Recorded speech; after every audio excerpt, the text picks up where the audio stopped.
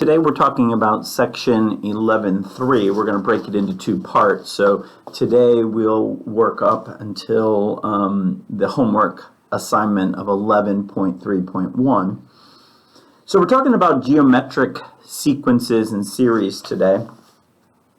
And a geometric sequence is just a sequence in which each term is found by multiplying the previous term by a fixed number, which we refer to here as the common ratio. If you remember back in arithmetic sequences and series, we had a common difference. We add it to the previous term to find the next term. Here we're multiplying by the previous term by what we call a common ratio, r.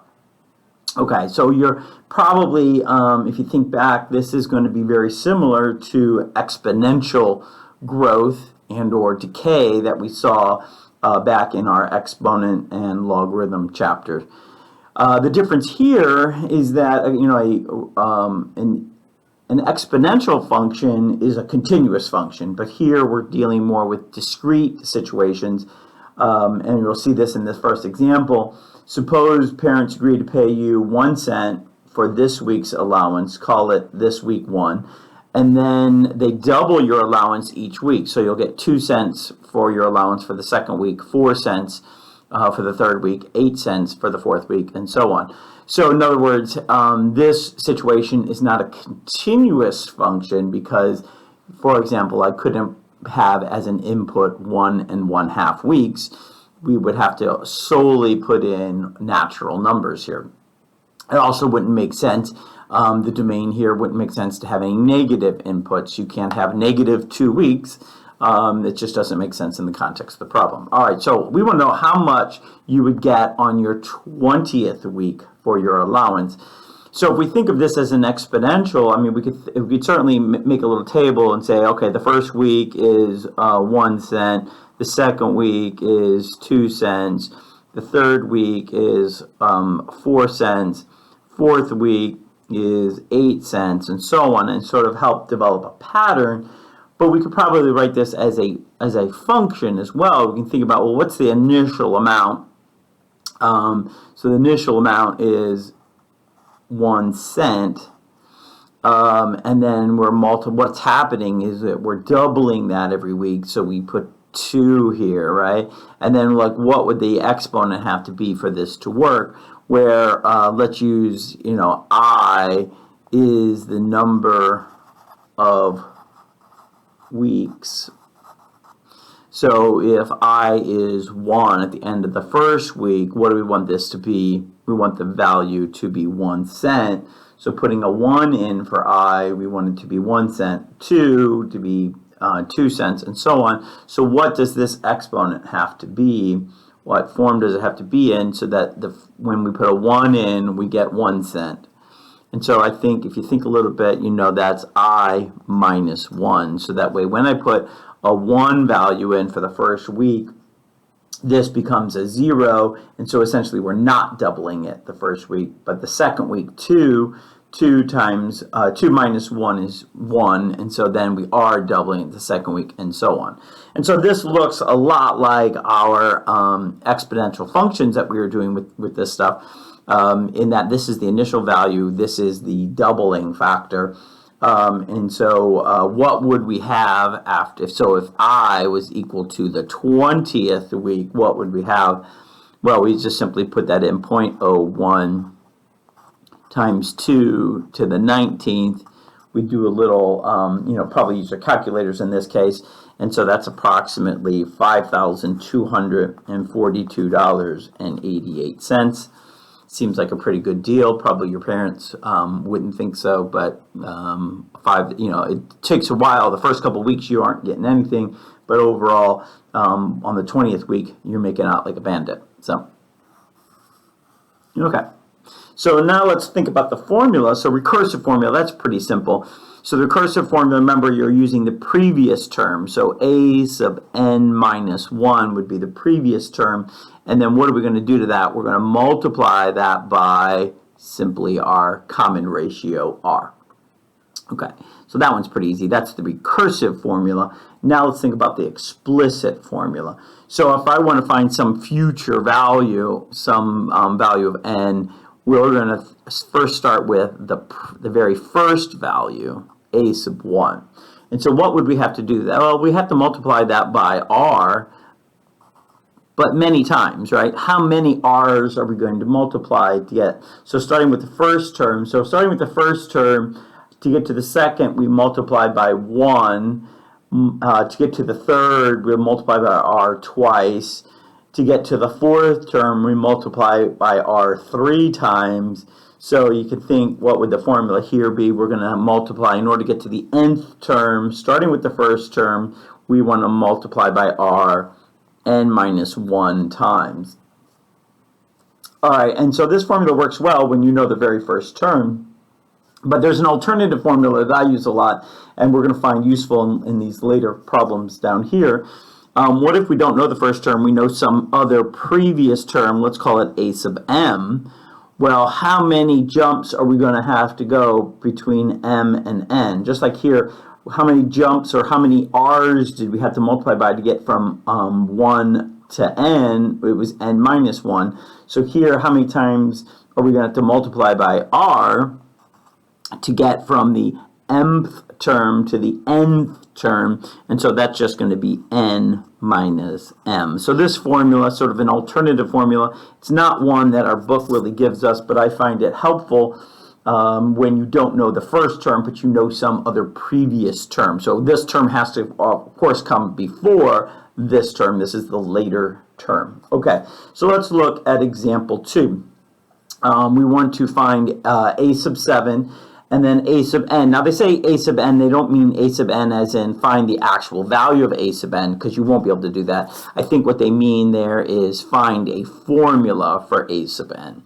So, so we know our first term, second, third, fourth, and then it continues without end. We would sort of think of this as an infinite sequence. All right, so first we want to find our r. So look at that, figure out what your r is. And so we want to really just say, like, okay, what did we do to this to get this? Well, we divide by 4. But really, it's what do we have to multiply this by to get this? And so if we divide by 4, we're really multiplying by 1/4. So our r is 1/4 in this case.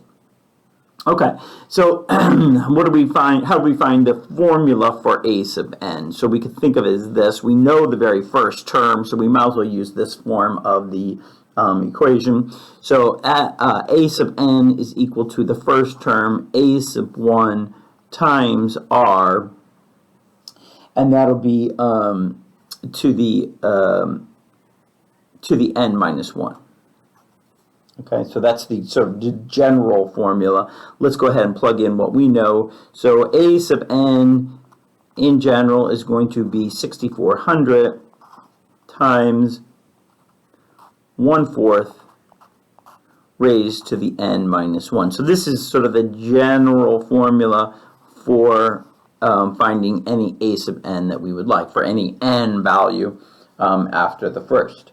All right, so what do we do to find a sub 7? Well, we just plug in our values. So we know 6400 times 1/4, and then this will be 7 minus 1, or to the 6th power. All right, so when we get our calculators, we calculate all that. That is 1.562625. 625. All right. Now, if you wanted to, we could think of, so that's a perfectly good answer. If you want, we could think of it as, using fractions if we're not going to pick up our calculator. So that's going to end up being 6,400 over, because this 4 is downstairs, so 4 to the 6th power is 4,096.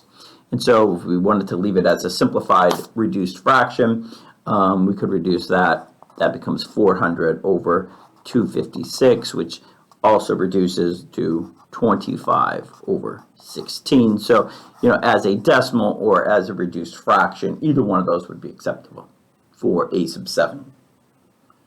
Our example 3 is asking us to determine the R, the common ratio, and a sub 1, which is the first term. And they give us some information. They give us the second term and they give us the fifth term. So I think in this case, this alternate formula up here would be of use to us. And so, for first thing we want to do is find our R, and then we can work backwards from a sub 2 to get back to our a sub 1. And so let's start with this formula here. So we're going to put the later formula, we're going to use a sub 5 equals a sub 2 times R to the 5 minus 2 power. All right, and now let's plug in what we know. So we know 486 equals negative 18 times our R, which is unknown, raised to the third power. So we would, divide both sides by negative 18. We get negative 27 is equal to R cubed. So that will give us clearly that R is equal to negative 3. So notice here that R can be negative. It just means that the terms are going to alternate. Well, if we thought about it here, we could see this one's negative and this one's positive. It's pretty clear that we would have had a negative R anyway. The only way you can have a negative and then a positive is if you have negative R's. Because then every other term, all the even terms are going to be negative, all the odd terms are going to end up being positive in that case. Okay, so we want to then find a sub 1, so we can do a sub 2. I mean, you could sort of do it iteratively, but let's use our formula. A sub 2 equals a sub 1, in this case times R to the 2 minus 1, or just R.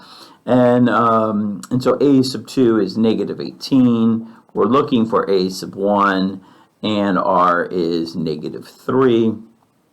So clearly, our a sub 1 is equal to 6, which is even. We expect all the odd ones to be even in this case. Not even, sorry. All the odd ones to be positive. All the even terms will end up being negative. So we get a sub 1 is equal to 6. We got our R of negative 3. Okay, next one, example 4. Suppose the population of fruit flies is growing in such a way that each generation is 1.75 times larger than the previous generation. If there are 250 flies in the first generation, then how many will there be in the sixth generation? And then we just round that to a nearest whole number. Okay, so we know that a sub 1 is 250. What would this number refer to? I think if you think a little bit, you'll realize that that number corresponds to our R. And so we want to find our a sub n equals a sub 1 times R to the n minus 1 is going to be the formula that we use in this case.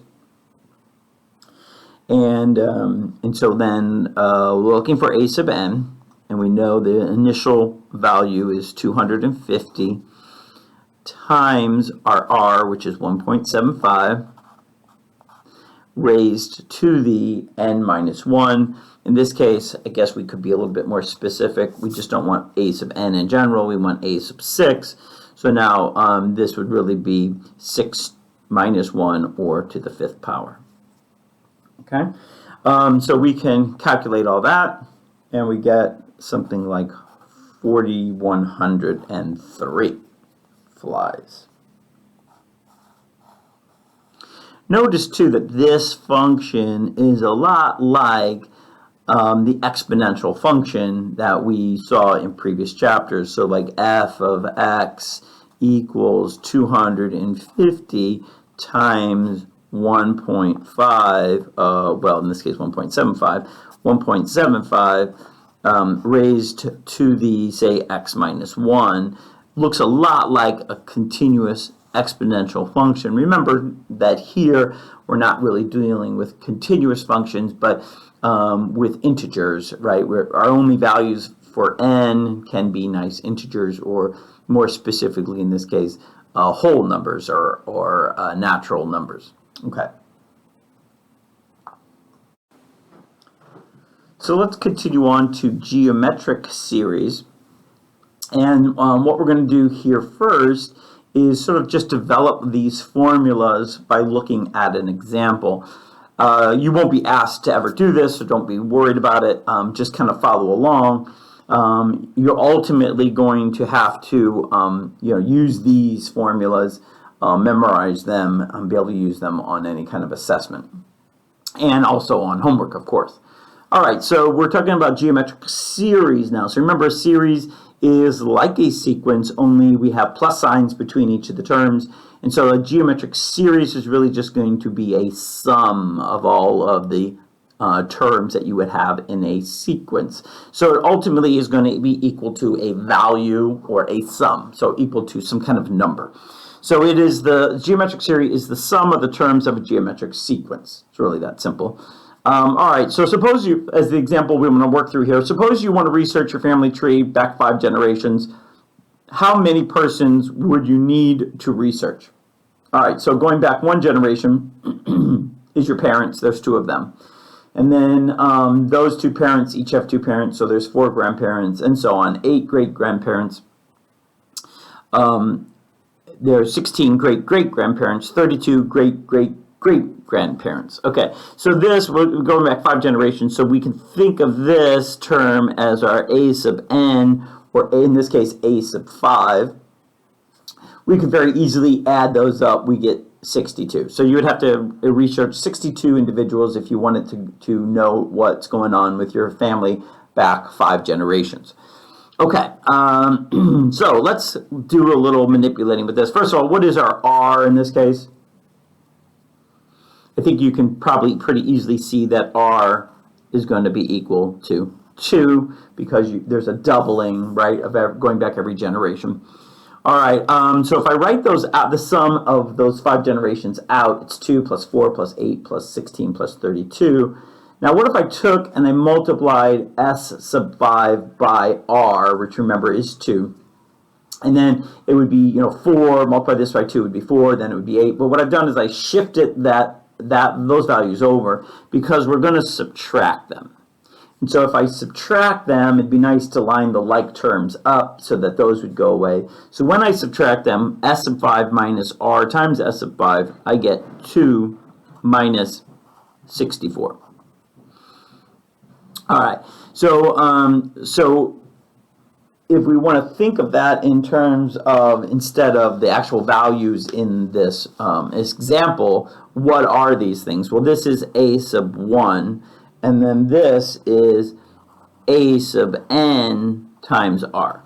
So it's the last term, a sub n times r, which is 2, which gave us 64. So we could write that in this format. So now let's just concentrate on this equation right here. If I solve that for s sub n, or in this case s sub 5, we get a sub 1 minus a sub n times r all over, we would divide both sides by the parentheses 1 minus r. So that is actually one of our formulas that we have here. But we could do a little manipulation, and instead of writing it out here, I sort of already have it here. So instead, we could take the formula for a sub n and take this a sub n out and plug in the formula for it here. Now we don't have a sub n in our formula anymore. The only thing in our formula is a sub 1s as far as previous terms go. And so we could factor that a sub 1 out of this term and this term, and so we get something like this. Also remember that if I have r, which I think of as r to the 1, and in our formula we have r raised to the n minus 1, so if I multiply these two things together, I think you can see that the exponents are going to add when I multiply these bases together, and so that gives us just r to the n in this case. Common mistake we see so often that it's n minus 1 in formulas, but here this formula is going to be just r to the n. So I factor an a sub 1 out of that, and I get a times the quantity 1 minus r to the n over 1 minus r. And so that gives us our second formula. So this formula is useful when I know both the first term and the last term. This formula is useful when I don't know my last term, I only know my first term. I do need to know, in this formula though, I do need to know specifically how many terms there are. This formula, I do not need to know how many terms there are. I know a sub n, that's just the last term. I don't necessarily have to know what term that is, just that it's the last one. Okay, so I don't need to know n for this, but I need to know the first and the last terms. This one, and of course you need to know r. You need to know that in both of them. And then in this form, I need to, of course, know r, but I don't need to know the last term, but I do need to know this specific number of terms in my series. Okay? So let's use this to do a couple of problems on the first part of the next page.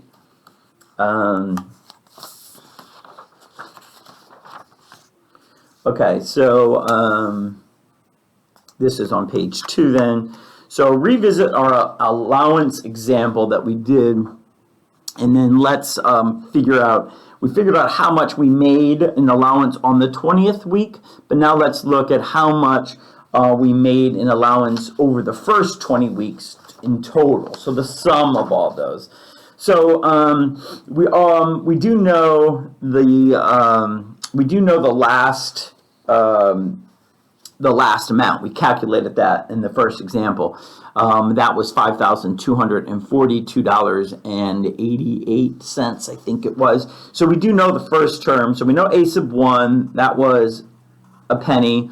We know a sub 20, that was $5,242.88. So we could use, either one of the formulas. It actually might be easier not to use this. We know how many terms there are, right? N equals 20.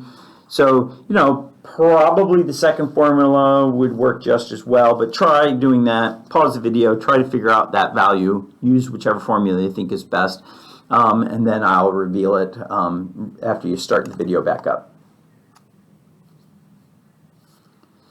Okay, so let's work on this one. I think what I've decided to do is just to use the formula without the a sub n. So that's going to be your a sub 1 minus r to the n over 1 minus r.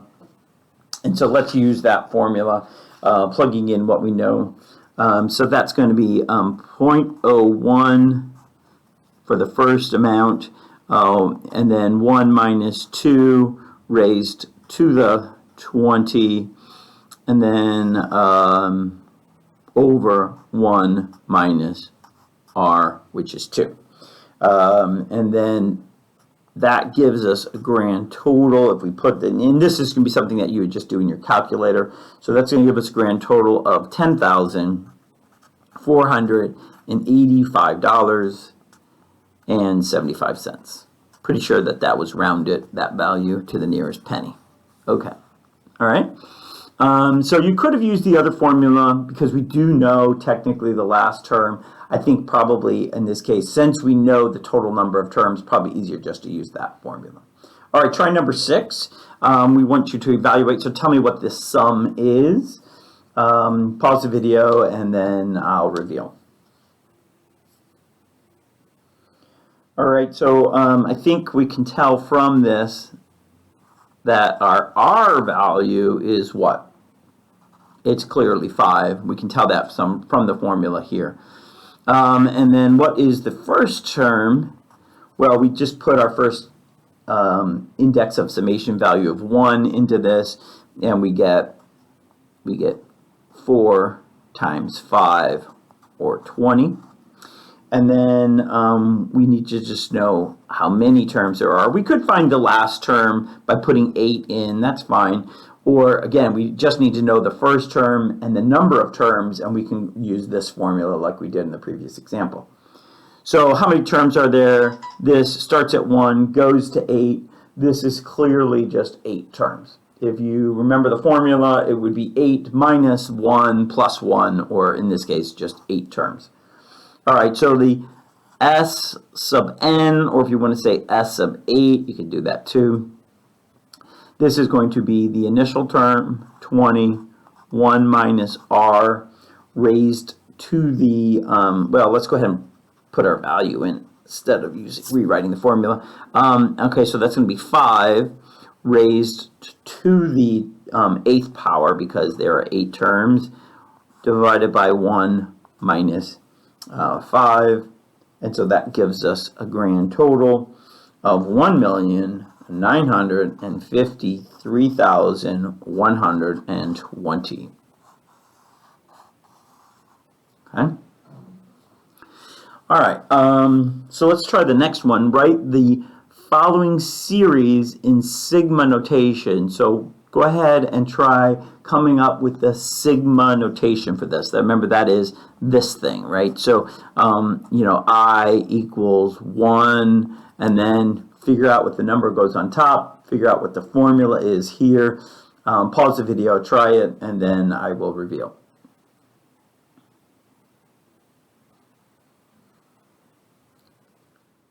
All right, so the formula is for a sub n, and so we know we're going to do what? The first term times, and then we're going to do r. What would r be here? I think you can see that there's a halving every time. It's simply, if you're not sure, you know, it's simply one term divided by the previous term. In this case, I think you can look at it and figure out it's 1/2, but sometimes it wouldn't be as obvious. So take a term and divide it by the previous term to get your r. All right, so that's 1/2. And then, you know, we know we're going to do n minus 1. In this case, our variable is I, so we'll do I minus 1. So we know that's the formula. The key is, what's this up here? How many terms is this going to be? Well, we could kind of sit in our fingers and count as we go across, you know, because this is a little bit nice, kind of nice numbers. But I think what would be best is if we knew how to do this in a formula. So we would want to plug this back into our formula for the explicit formula. Our last term is 1/16. That's equal to our first term, which is 64, times r. Our r is 1/2. And then this is raised to the n minus 1. So we want to solve this formula for n. Now, you know, be careful. How do we get rid of variables in the exponents? We use logarithms. Probably aren't going to have to use logarithms here, because we're going to find out, remember, before we started with logarithms, if the bases were the same, then we can just set the exponents equal to each other. So I think we'll be okay. Let's see what we do. If we take 64, divide both sides by 64, if we do a little bit of more careful math, 1/16 is 1/2 to the 4th. And then we multiply that by 1/64. Well, 64, if you think a little bit, that's 2 to the 6th. And so that's equal to 1/2 to the n minus 1. So you can see that I wanted to have this as 2's in the denominator, because that's what we have over here. So if we don't want to use logarithms, we need to make the bases the same. And so we want to make those bases 1/2. So we could think of this as what? 1/2 raised to the 10th power equals 1/2 raised to the n minus 1. And so since we can make the bases the same, we don't really need to use logarithms here. And then we know that what? Over here then we can say, all right, well, 10 equals n minus 1. N is clearly 11. So so here we're starting with, we have 11 terms, and so we're starting with 1 and we're going up to 11. So this should be an 11 up here. Okay. All right. So this is your homework. Work on that. It's due next class period. And then in the next video, we'll begin dealing with some special cases of geometric series.